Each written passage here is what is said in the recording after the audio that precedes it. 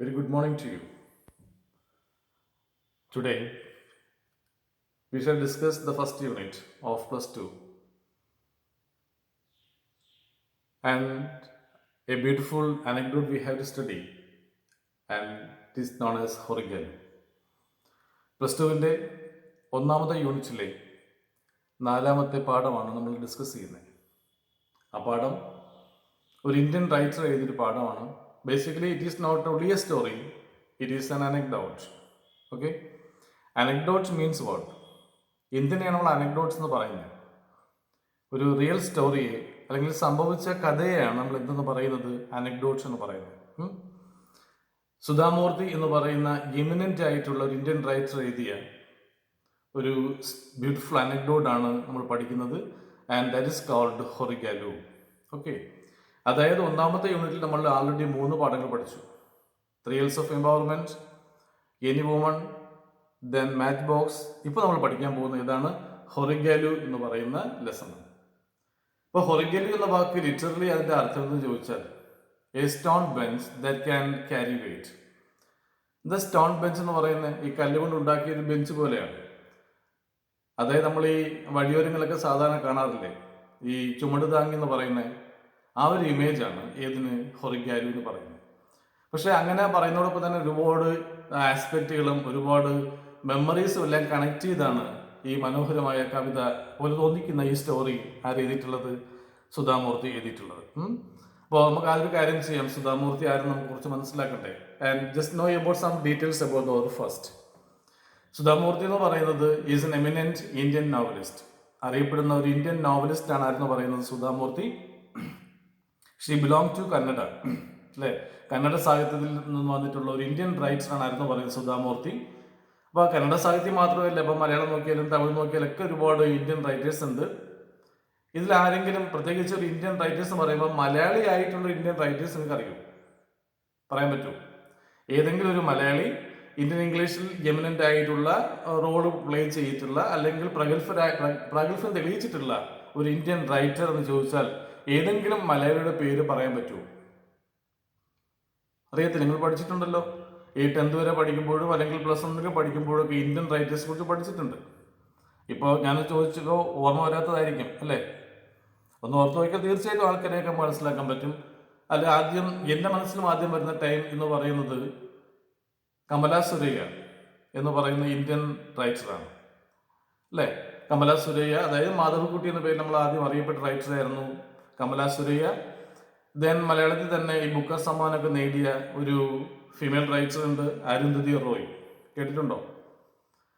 God of small things എന്ന് പറയുന്ന പുസ്തകത്തിന് ബുക്കർ സമ്മാനമൊക്കെ നേടിയ ഒരു മലയാളിയാണ്, കോട്ടയം ജില്ലയിലുള്ള ഒരു വ്യക്തിയാണെന്ന് പറയുന്നത് ഈ നമ്മളിപ്പോൾ പറഞ്ഞ ഈ വ്യക്തിയായ അരുന്ധതി റോയ്. ഓക്കെ, അപ്പോൾ ഇന്ന് തമിഴിൽ ചെന്നതിന് ഒരുപാട് ആൾക്കാർ, അശോക് മിത്ര നമുക്ക് കാണാൻ സാധിക്കും, അല്ലെ?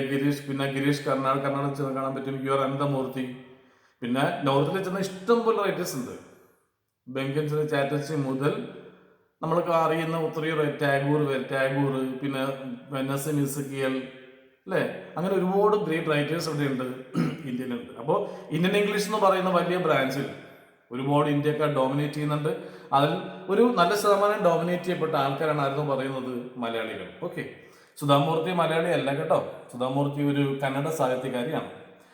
അപ്പോൾ actually by profession she is not a writer. Technological നോളജൊക്കെ ഉണ്ടായിരുന്ന പ്രൊഫഷണൽ ടെക്നോളജി സ്കിൽസുമായി ബന്ധപ്പെട്ട ഒരു പ്രൊഫഷണൽ ആളായിരുന്നു സുധാമൂർത്തി. പിന്നെ ആ ഫീൽഡ് മാറുകയും അവരുടെ എൻറ്റയർ ലൈഫ് അല്ലെങ്കിൽ ടൈം റൈറ്റിങ്ങിലേക്ക് മാറ്റിവെക്കുകയും ചെയ്തു എന്ന് പറയുന്നതാണ് ശരി.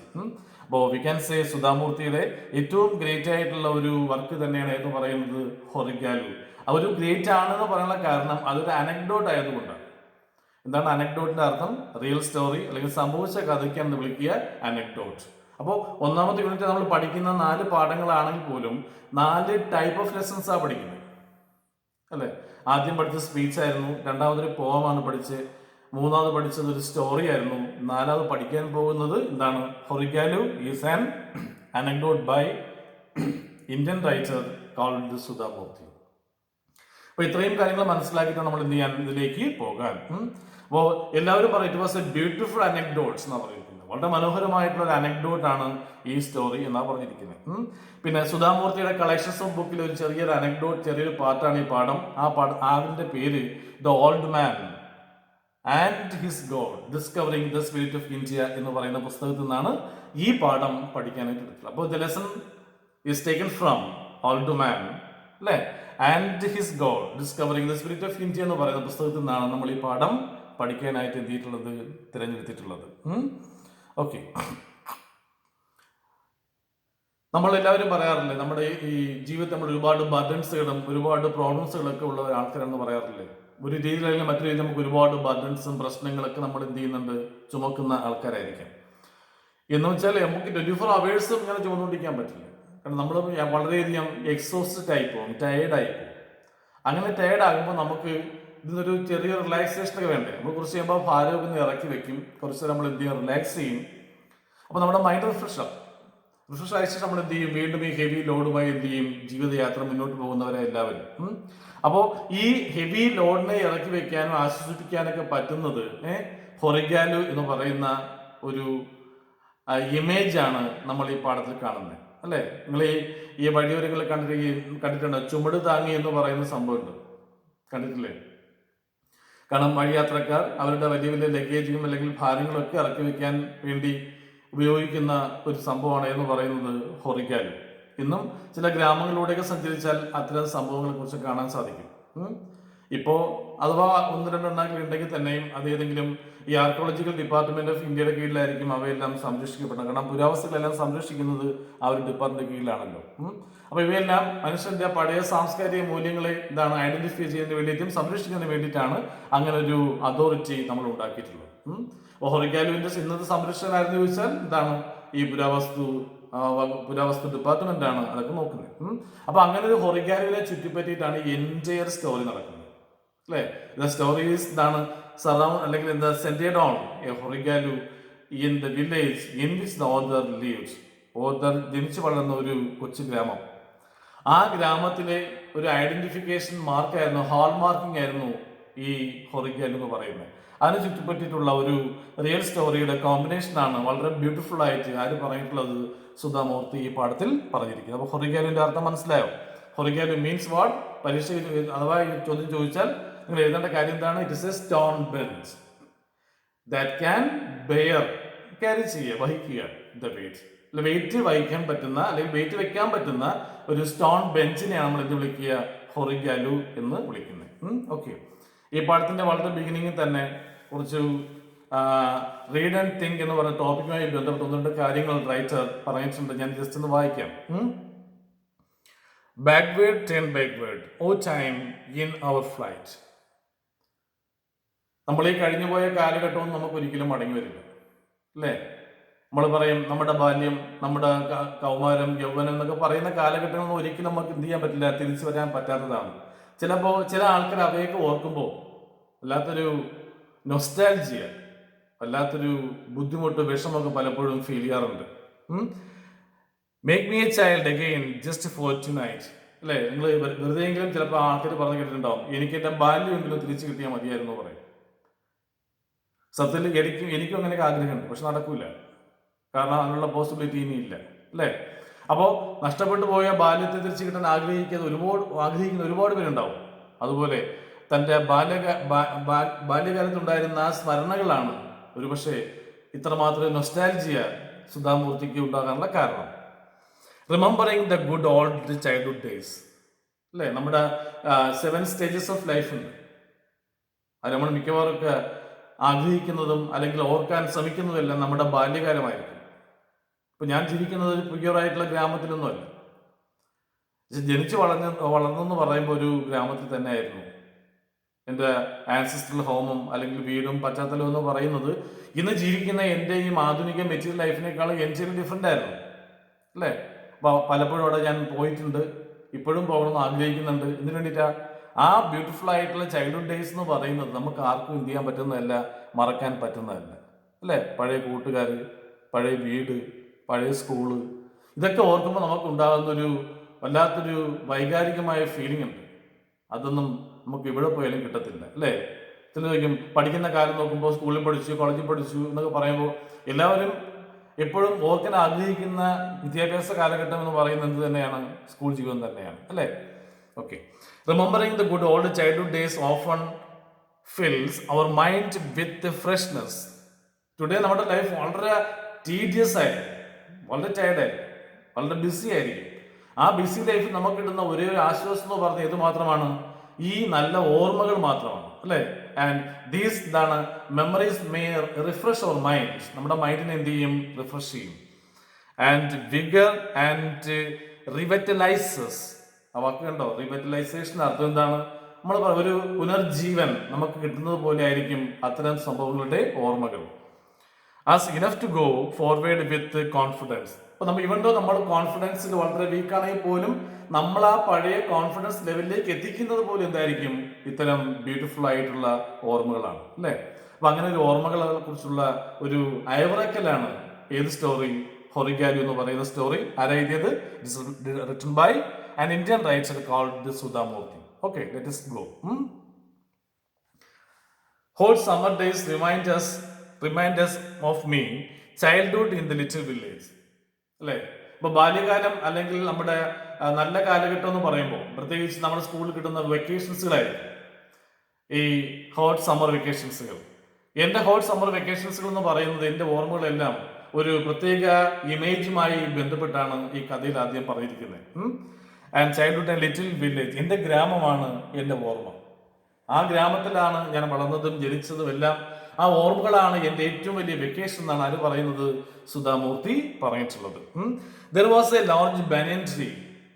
ഈ ഗ്രാമത്തിന്റെ ഏറ്റവും വലിയ ഐഡന്റിറ്റി എന്ന് പറയുന്ന അവിടെ ഒരു വലിയൊരു ബനിയൻ ട്രീ ഉണ്ടായിരുന്നു എന്നാണ് പറയുന്നത്, അല്ലേ? അപ്പൊ ആ പ്ലേസിന്റെ ഒരു ഹാൾമാർക്ക് എന്ന് പറയുന്നത് വലിയ ആൽ മരം എന്നുണ്ടായിരുന്നു, banyan tree. And I would spend many hours playing under it during my holidays. എൻ്റെ ഹോളിഡേയ്സിൽ ഞാൻ ഒരുപാട് സമയം എന്ത് ചെയ്യുമായിരുന്നു? അവിടെ സ്പെൻഡ് ചെയ്യാറുണ്ടായിരുന്നു.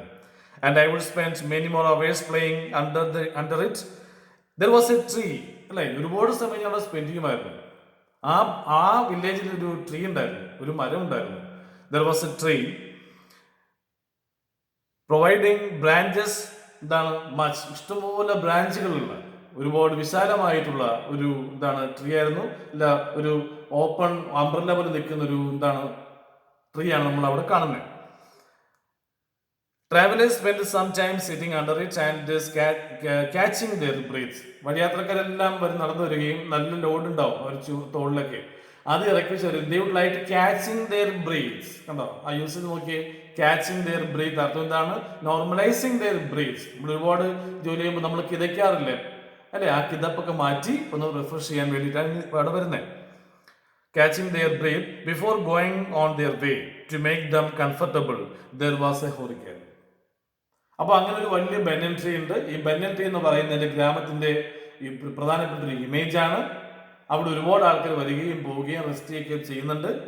ഈ ട്രീയുടെ അടിയിലായിട്ട് അല്ലെങ്കിൽ അതിന്റെ ചുവട്ടിലായിട്ട് there was a hurricane. അവിടെ എന്തുണ്ടായിരുന്നു? ഒരു ഹൊറിഗാലു ഉണ്ടായിരുന്നു. Under the tree there was a hurricane. Literally it means, I told you very earlier, it is a stone bench that can bear weight. It was large flat stone. ഒരു large flat സ്റ്റോണാണ് വെച്ചിരിക്കുന്നത്. അതായത് ഹൊറിസോണ്ടലായിട്ടും വെർട്ടിക്കലായിട്ടും എന്ത് വെച്ചിട്ടുണ്ട്? ഈ കല്ല് കുറുകിയും നടുകയും വെച്ചിട്ടുണ്ട്. കണ്ടൊരു ബെഞ്ചിന്റെ ഷേപ്പിലേ കിട്ടുക. അപ്പോൾ ഇതാണ് ഇത് ഹൊറിഗാലു. ഹൊറിഗാലു മീൻസ് ഒരു സ്റ്റോൺ ബെഞ്ചാണ്. മലയാളത്തിൽ പറയുമ്പോൾ അതിനെന്താ പറയുക? നമ്മൾ പറയുന്നതാണ് ചുമട് താങ്ങിയെന്നൊക്കെയാണ് അതിന് പറയുന്നത്. And people may come and sat there and chat with fellow people. തങ്ങളോട് നിൽക്കുന്ന ആൾക്കാരുണ്ടാവും, അവരോടൊക്കെ എന്ത് ചെയ്യും? ഒരുപാട് നേരം എന്ത് ചെയ്യും? ഇങ്ങനെ ചാറ്റ് ചെയ്യുമായിരുന്നു. ഓൺലൈനൊന്നും അല്ല കേട്ടോ, chat with a fellow traveller and exchange news of the road. അതും ശ്രദ്ധിക്കണം, അതും അണ്ടർലൈൻ ചെയ്യണം. ന്യൂസ് ഓഫ് ദ റോഡ് അർത്ഥം എന്താണ്? നമ്മൾ ഗ്രാമത്തിൽ നമ്മൾ രാവിലെ കാണുന്ന കൊച്ചു കൊച്ചു വർത്തമാനങ്ങൾ പറയാറില്ലേ? അപ്പോൾ അങ്ങനെ അത് വേണമെങ്കിൽ നുണയും കൊതിയും പറയുന്നതൊക്കെ പറയാം കേട്ടോ. അപ്പോൾ ഈ രാവിലെ ആൾക്കാർ വരികയും അവിടെ ഇരിക്കുകയും അവർ കൊച്ചു കൊച്ചു നാട്ടുവർത്തമാനങ്ങൾ പറയുകയും അങ്ങനെ ഒരു ഗ്യാദറേഷൻ ഉണ്ടായിരുന്നു. പണ്ട് ഗ്രാമം എന്ന് പറയുമ്പോൾ തന്നെ നമുക്കറിയാം, ഒരു ചെറിയ പീടിക, അവിടെ ഒരു മരം, കുറേ ആൾക്കാർ, അത് എക്സ്പയർഡ് ആയിട്ട് ആൾക്കാരൊക്കെ ഉണ്ടാവും, ഒരുപാട് ആൾക്കാരൊക്കെ ഉണ്ടാവും. അവരിങ്ങനെ സംസാരിച്ചുകൊണ്ടിരിക്കുകയും ചെയ്യും, അല്ലേ? ചില ആൾക്കാർ ഭയങ്കര വീരവാദങ്ങളൊക്കെ പറയും, പ്രത്യേകിച്ച് അങ്ങനെ പറയുന്നതാണ് ഈ പട്ടാളക്കാരെന്ന് പറയുന്നത്. 74 ഞാൻ തോക്ക് ഞാൻ പിടിച്ചു എന്ന് പറയും, പിന്നെ അത് നിർത്തണമെങ്കിൽ വൈകുന്നേരമാവും. പക്ഷെ ഇത് കേൾക്കാനും ആൾക്കാരുണ്ടായിരുന്നു അല്ലെ. അപ്പൊ അങ്ങനെ മറ്റൊരു ന്യൂസൻസിലേക്കൊന്നും അവർ പോകാറില്ല. അവരെന്ത് ചെയ്യുമായിരുന്നു, അങ്ങനെ ടൈം പാസ്. കാരണം അന്ന് ഒരുപാട് ഈ ഫ്രീ ടൈമിൽ വരുമ്പോൾ ആൾക്കാർ ഇങ്ങനെയുള്ള കാര്യങ്ങളൊക്കെ ഇൻവോൾവ് ചെയ്യുക അല്ലെ. ഡേ ഡ്രീമിംഗ് എന്ന് പറയുന്ന പണ്ടുണ്ടായിരുന്ന പ്രധാനപ്പെട്ട ഒരു ഹോബിയായിരുന്നു ഡേ ഡ്രീമിംഗ്. ഈ പകൽ സ്വപ്നം കാണുക, ദിവാസ്വപ്നം കാണുക എന്ന് പറയാറില്ല.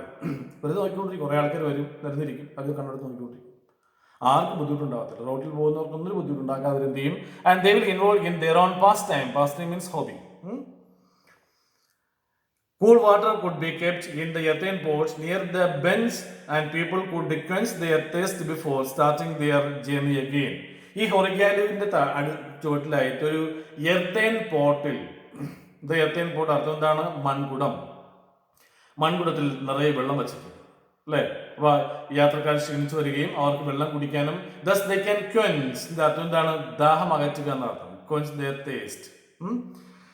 ഇതുപോലെ തന്നെ സിമിലർ ആയിട്ട് ഒരുപാട് ഹൊറിഗാലുവും ഒരുപാട് ബനിയൻ ട്രീകളും ഉള്ള സ്ഥലങ്ങൾ ഈ വില്ലേജിൽ അനേകം ഉണ്ടായിരുന്നു. ഒരുപാട് സ്ഥലങ്ങൾ ഉണ്ടായിരുന്നു. അതിൽ ഒരെണ്ണമാണ് നമ്മളിവിടെ ഫോക്കസ് ചെയ്ത് സംസാരിച്ചത്.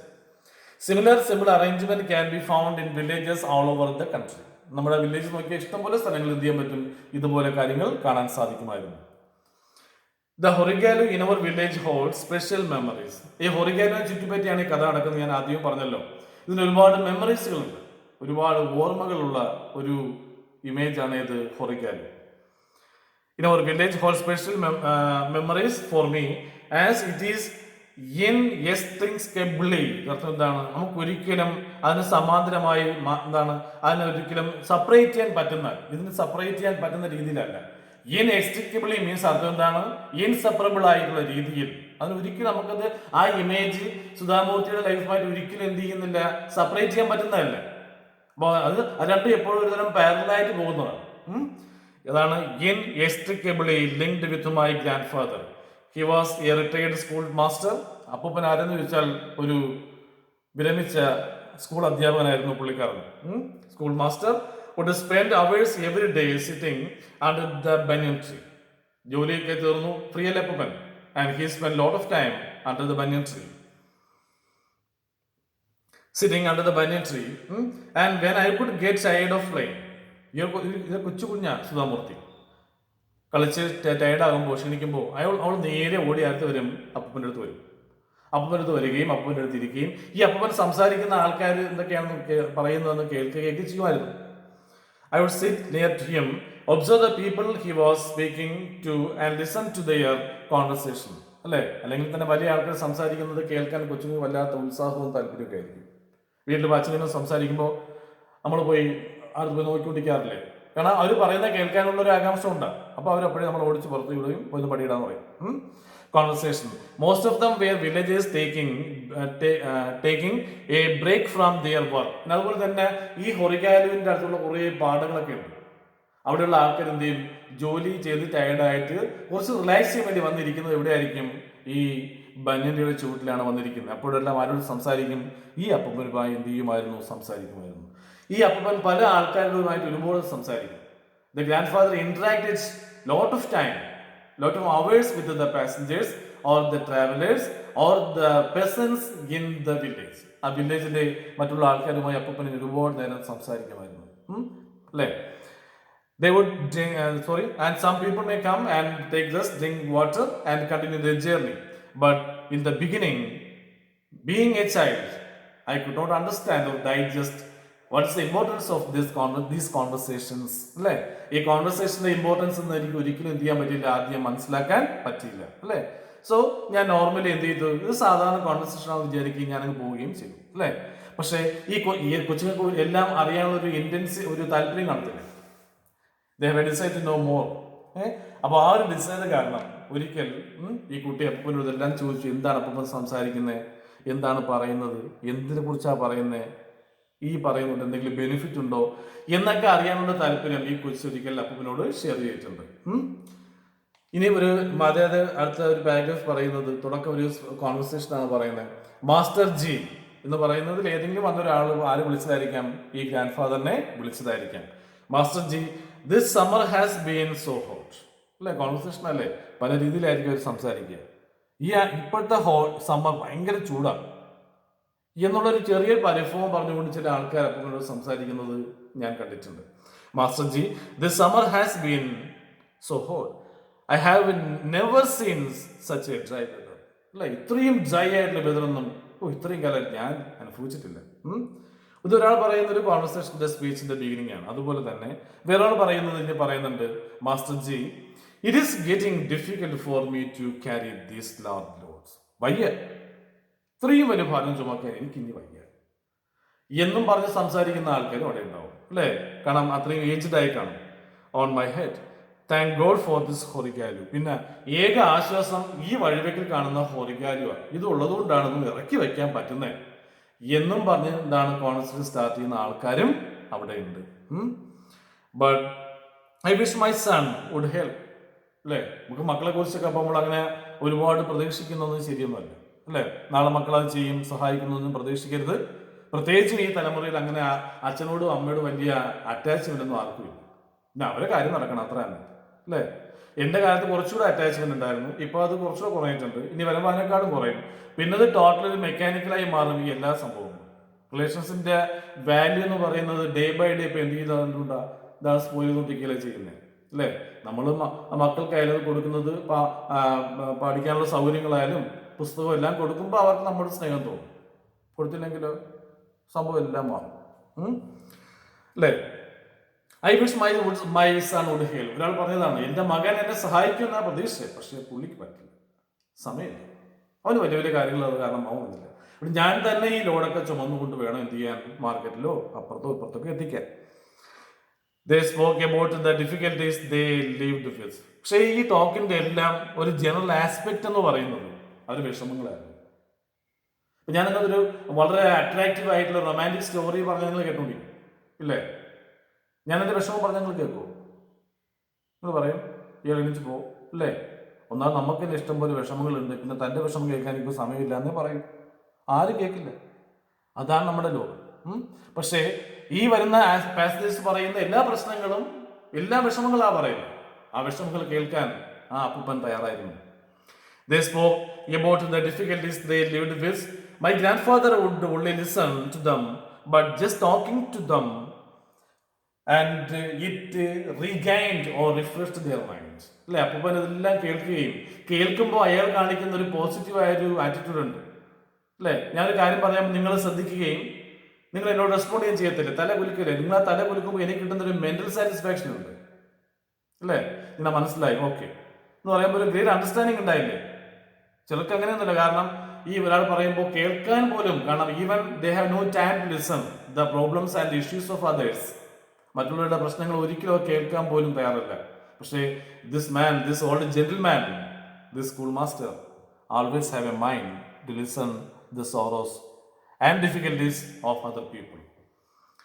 Yes, refresh their mind.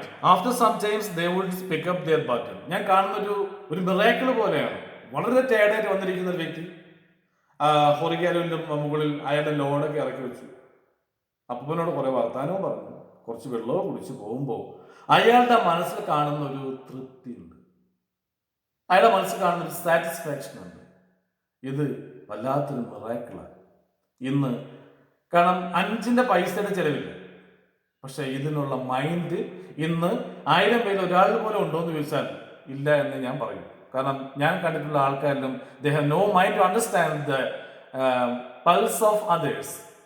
മറ്റുള്ള ആൾക്കാരുടെ മൈൻഡിന്റെ പൾസും ആ വേവിൽ എന്തും മനസ്സിലാക്കാനൊന്നും ആർക്കും സമയമില്ല, അല്ലേ? Everyone is busy to make criticism, judgement of others. മറ്റുള്ള ആൾക്കാരെ ക്രിറ്റിസൈസ് ചെയ്യാനും മറ്റുള്ള ആൾക്കാരെ ജഡ്ജ് ചെയ്യാനും അവർക്ക് മാർക്ക് ഇടാനുമാണ് ആൾക്കാർ ഇരിക്കുന്നത്. പക്ഷെ ഒരിക്കലും ഒരാളെ മനസ്സിലാക്കാൻ ആരും ശ്രമിക്കാറില്ല, അല്ലേ? പണ്ടൊരു സ്പീച്ച് ഞാൻ കേട്ടപ്പോൾ ഒരാൾ ചോദിച്ചതാണ്, ഈ ലോകത്തിലെ ഏറ്റവും വലിയ ഇഷ്യൂ എന്താണ്? ഒരാൾ പറഞ്ഞു ദാരിദ്ര്യമാണ്, മറ്റൊരാൾ പറഞ്ഞു തൊഴിലില്ലായ്മയാണ്, അൺഎംപ്ലോയ്മെന്റ് ആണ്, പൈസയുടെ കുറവ്, അങ്ങനെ കുറേ കാര്യങ്ങൾ പറഞ്ഞു. പക്ഷെ ഇതൊന്നും കേട്ട് പുള്ളിക്കാരൻ അക്സെപ്റ്റ് ചെയ്തില്ല. പുള്ളി പറയണം, ഇതൊന്നും അല്ല ലോകത്തെ ഏറ്റവും വലിയ പ്രശ്നം. സ്നേഹമില്ലായ്മ ആണ് ഏറ്റവും വലിയ പ്രശ്നം. പരസ്പരം മനസ്സിലാക്കാനോ സ്നേഹിക്കാനോ ആർക്കും പറ്റില്ല. എല്ലാവരും അങ്ങനെയാണെന്ന് അഭിനയിക്കുക ചെയ്യുന്നത്. That is the burning issue of today എന്നാണ് പുള്ളി ആ സ്പീച്ചിൽ പറഞ്ഞത്. പോട്ടെ.